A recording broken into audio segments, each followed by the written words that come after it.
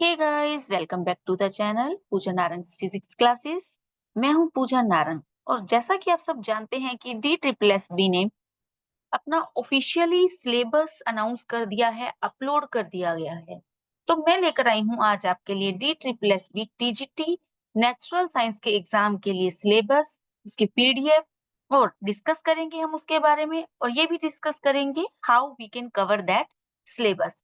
And also, I will provide you PDF if you mention it in the comment box, or you can get into my channel, my WhatsApp channel, whose link will be given in the description here.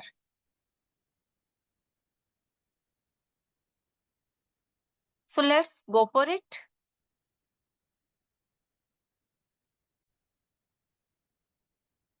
So guys, ये है officially uploaded PDF of the syllabus.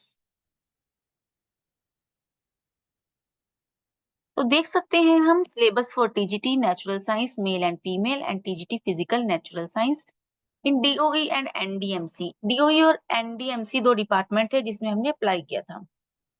तो देखते हैं ये क्या है। Effect of current, first जो chapter है that is effect of current.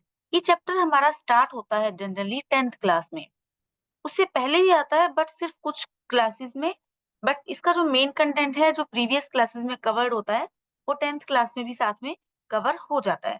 तो हम कहते हैं कि ये जो चैप्टर है कहाँ से पढ़ना इजी रहेगा, कहाँ से पढ़ना सही रहेगा, that will be more convenient to be studied from the 10th class book. That may be NCERT, ASCHANT or any other book. आप एक दिन सिर्फ 1 डेढ़ या मैक्सिमम 2 आवर्स लगाइए और पूरा चैप्टर अच्छे से रीड कर लीजिए।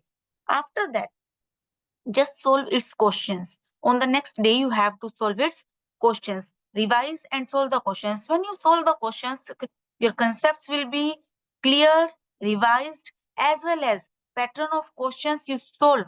Please solve the questions of a little hard level. अगर आप थोड़े से हार्ड लेवल के क्वेश्चंस सोल्व करेंगे किसी भी अच्छी लेवल की बुक से, then it will be beneficial in the exam. Quickly आपको क्वेश्चंस करने वहां आ जाएंगे।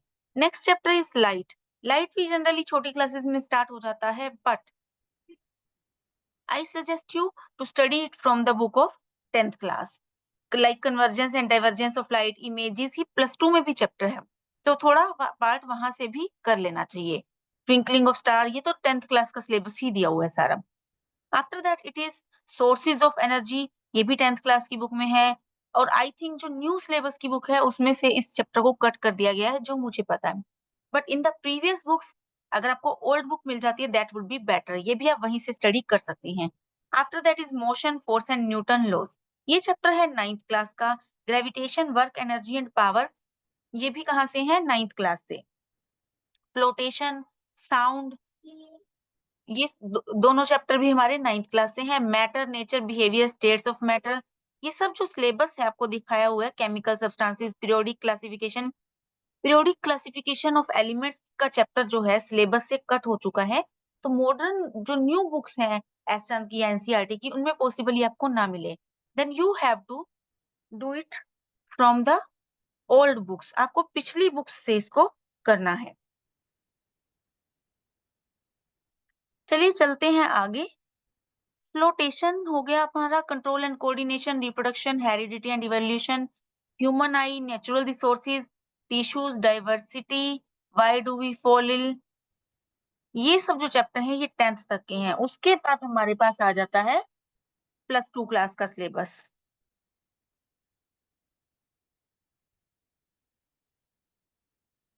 और ये जो लास्ट पार्ट है that is given in natural resources, our environment,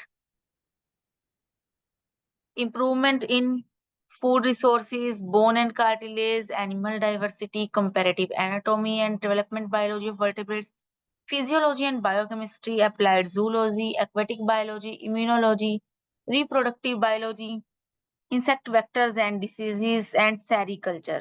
ये सब चैप्टर्स जो हैं these belong to +1 and +2 syllabus। तो ये बात से हमें क्लियरली पता चल जाता है कि जो हमारा सिलेबस है वो बायोलॉजी का ज्यादा आएगा। मीन्स जो क्वेश्चंस होंगे लाइक 100 क्वेश्चंस आर देयर, तो उसमें बायोलॉजी के क्वेश्चंस ज्यादा रहने वाले हैं। और इसके लिए आई थिंक हमें मतलब बेशक some students are from +1 +2 like non medical branch, biology उनको कम आती है, but I think they must prepare some chapters from this book. Like questions जो है animal diversity, physiology and biochemistry and aquatic biology and sorry immunology, इन chapters से काफी questions आ जाते हैं। रिप्रोडक्टिव बायोलॉजी, तो इन चैप्टर्स से क्वेश्चंस ज्यादा आने के चांसेस होते हैं। तो ये चैप्टर्स तो कम से कम आपको कवर कर ही लेना चाहिए, जिससे कि आपके एग्जाम क्लियर होने के चांसेस बढ़ जाएं। और दूसरी बात, मेथड है एग्जाम क्लियर करने का। सबसे पहले ये है कि आपका जो पार्ट ए है, जिसके 5 पार्ट्स हैं, मैं पहले डिस्कस कर चुकी हूँ ये किसी वीडियो में, वो पार्ट हमें पहले और अच्छे से क्लियर कवर अप कर लेना चाहिए, क्योंकि उसमें 100 में से 90 के अबाउट मार्क्स आप ले सकते हैं। जब आपने 90 मार्क्स वहां से ले लिए, तो यहाँ से आपको 40-50 मार्क्स भी काफी रहेंगे। नेगेटिव मार्किंग है तो ध्यान देना चाहिए एक्यूरेसी बढ़ाने पे। अगर आपकी एक्यूरेसी होगी तो डेफिनेटली आप एग्जाम को क्लियर कर पाएंगे बहुत अच्छे से। So thank you so much for watching the video. Please do like, share and subscribe, and please keep in mind the points I have discussed with you. Thank you so much.